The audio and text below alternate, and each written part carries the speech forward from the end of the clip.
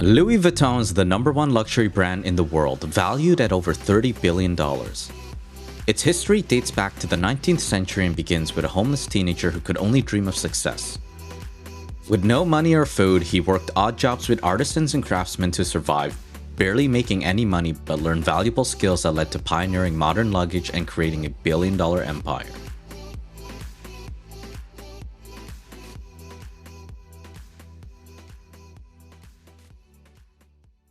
In the 19th century, Louis Vuitton was born and raised in Annecy, France to a farmer and hat maker. During that time, France was still recovering from the Napoleonic Wars, and many farmers, including the Vuittons, faced bankruptcy. Starting from a young age, Louis had no choice but to work on the family farm. From dusk to dawn, he planted and harvested crops, raised the animals, and stockpiled firewood. When Louis turned 10, life became even more difficult. His mother passed away, and soon after, his father remarried. Louis' stepmother was as wicked as the villains in fairy tales. She made Louis' life miserable, and eventually, he had enough. After Louis turned 13, he quietly slipped away from the farmhouse and headed to Paris, with no money or food. Fortunately, Louis found odd jobs with artisans and craftsmen who taught him how to work with metal, stone, fabrics, and wood. Still, he had no money left over for shelter and became homeless. He often slept in the woods with only a cloak to keep him warm. At the time, the first railway line to Paris had just opened. Travel became more accessible and the industry started to boom. Craftsmen capitalized on this by making custom boxes for aristocrats. They often traveled with paintings, instruments, and furniture and needed boxes that could fit and withstand long trips. They also needed help with packing their belongings in a certain way to protect them from breaking. Since Louis learned some of the skills involved on his way to Paris, he decided to try and find work in the trade.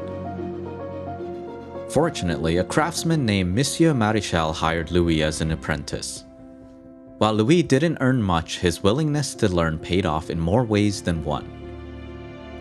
He became a favorite amongst Maréchal's clients, and later the Empress of France appointed him as her personal box maker. After working for the Empress for a year, Louis became more in demand and opened his first shop. Early on, Louis came up with ideas for new products that changed the industry standard. At the time, traditional boxes were made with leather and were rectangular shaped. The lids were domed so that water would run off the top instead of soaking through the leather. This made the boxes impossible to stack and time-consuming to load. To tackle these problems, Louis experimented with new materials and settled on canvas. When compared to leather, canvas was lighter, durable, and more water-resistant. This allowed boxes to have simple flat lids, making them possible to stack and easier to load. And while waterproofing compounds made the color gray, it looked more clean and modern. Using canvas material, Louis created a slat trunk. His new product marked the birth of modern luggage. While customers were skeptical of its advantages, it took off within 2 years and became known as an elegant and must-have accessory. Afterwards, Louis set out to do the same thing with a new invention: handbags. At the time, handbags were not embraced by society. Many people complained that they were inelegant, bulky, and would cause injuries to women. Still, Louis believed that handbags had potential and started making them with canvas. They immediately took off and created the demand for more styles so that women could pair them with different outfits. Eventually, Louis could not keep up and enlisted help from his son, Georges. Like his father, Georges came up with new ideas that changed the industry standard. He created a tumbler lock that turned trunks into treasure chests and prevented theft. Up until then, most trunks had locks that could be easily picked. The family's products became even more desirable, but soon after, production came to a halt. A war erupted and destroyed the business, making Louis homeless for a second time.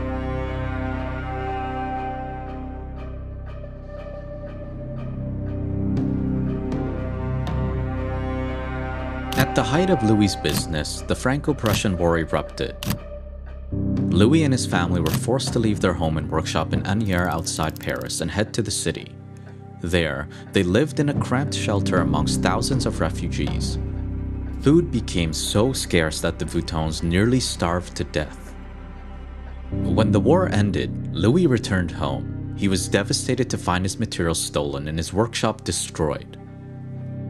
Using the remainder of his savings, Louis wasted no time in rebuilding his workshop and finding a new shop location. Fortunately for him, property prices dropped because of the war. Louis took advantage of the opportunity and purchased a shop in an upscale district. Within months of reopening, business was thriving again, and orders came in from all over the world. Louis now felt the need to try new and bolder ideas. At the time, technology was advanced enough to print custom patterns on fabric, and since canvas is a fabric, Louis was able to create a line of trunks covered in a striped pattern. The new design took off immediately. It gave people a way to stand out and show how up-to-date they are. It also made it more difficult for counterfeiters to copy Louis's work. Afterwards, Louis received so many international orders that he opened a shop in London. The expansion led to diversifying his clientele, which included more royals and explorers. From then on, Louis was known as the only designer whose products could be found in both the homes of the elite and within exotic rainforests. Eventually, Louis decided to release his first catalog to make ordering easy. It was a practical move that was bound to bring the business to new heights. But within that same year, an unexpected tragedy stomped on Louis's efforts. Louis suddenly passed away in his home at the age of 72. The cause of his death remains unknown. It was now up to Georges to take on his father's unfinished plans. Georges wasted no time in growing the business and traveled to the US to attend the World Fair. The experience made him realize that he needed an international sales network, and fortunately for him, he met someone at the fair who could help, John Wanamaker. John pioneered the concept of the department store and invented the price tag. After meeting Georges, he started selling LV in his New York department store. It became the first in the US to carry the brand.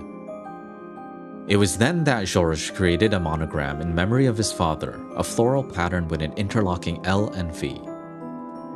Customers were shocked to see the monogram on products. They were used to only embellishing their own names or initials on bags. But eventually, times changed and the new design took off. From then on, Georges and his son Gaston continued to follow Louis's footsteps and created new designs. Noteworthy creations include a bag for everyday use, the Kipal, a bag to carry wine and champagne, the Noe, and a redesign of a Coco Chanel commission, the Alma. By then, Georges had toured all over the US and built a distribution network. Like his father, he was bound to bring the business to new heights, but unfortunately, history repeated itself. He passed away, leaving Gaston to complete Louis's unfinished plans alone. Gaston was off to an unlucky start. The Second World War erupted and contracts were cancelled. Gaston had no choice but to shut down LV's factory and stores. In Louis Vuitton, a French saga, the author claims that Gaston became so desperate to survive that he collaborated with the ruling party for Germany. Gaston allegedly gave the green light to produce commemorative busts and set up a shop in Vichy. The author also claims that while shops like Van Cleef and Arpels were shut down, LV was the only one allowed to stay open. A Louis Vuitton spokesperson later commented, "This is ancient history. We are diverse, tolerant, and all the things a modern company should be."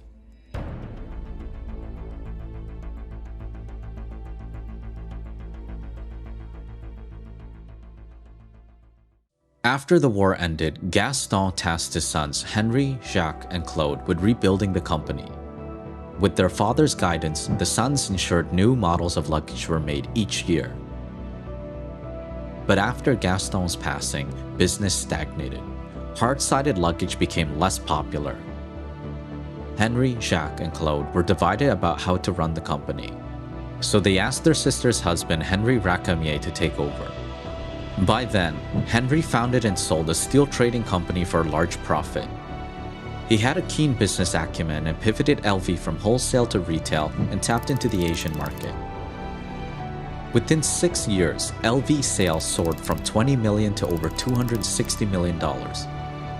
It was around then that Henry took LV public. The company's stock sold out after more than 1 million shares were sold. 2 months later, LV's stock price started to fluctuate. Analysts warned that sales might fall since counterfeit goods were on the rise. Still, Henry forged ahead with opening stores all over the world. Within just a few years, he proved the analysts wrong. LV reached nearly $1 billion in sales and merged with Moet Hennessy, a champagne and cognac producer, to form a luxury goods conglomerate, LVMH. The goal of both companies was to prevent the threat of an outside takeover. While the merger allowed LV to expand its investments, Henry found himself embroiled in management disputes with Moet Hennessy's president, ALAIN Chevalier. In hopes of gaining control, Henry asked a property developer named Bernard Arnault to be his ally, who agreed, but soon after, Henry realized that Bernard had his own ambitions. Bernard secretly bought a controlling interest in LVMH for himself and gained support from the Moet and Hennessy families. Afterwards, a legal battle between Henry and Bernard ensued. The courts favored Bernard and forced Henry to step down. From then on, LV fell behind when compared to other luxury brands.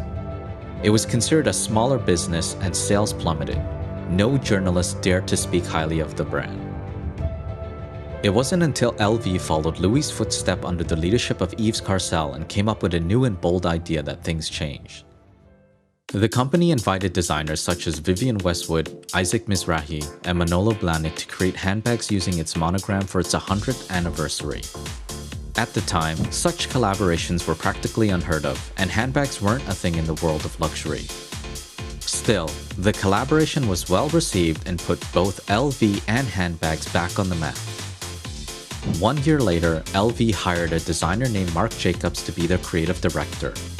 Marc revitalized the brand by launching its first ready-to-wear line, designing its popular Vernis collection and collaborating with high-profile artists, starting with Steven Sprouse and Takashi Murakami.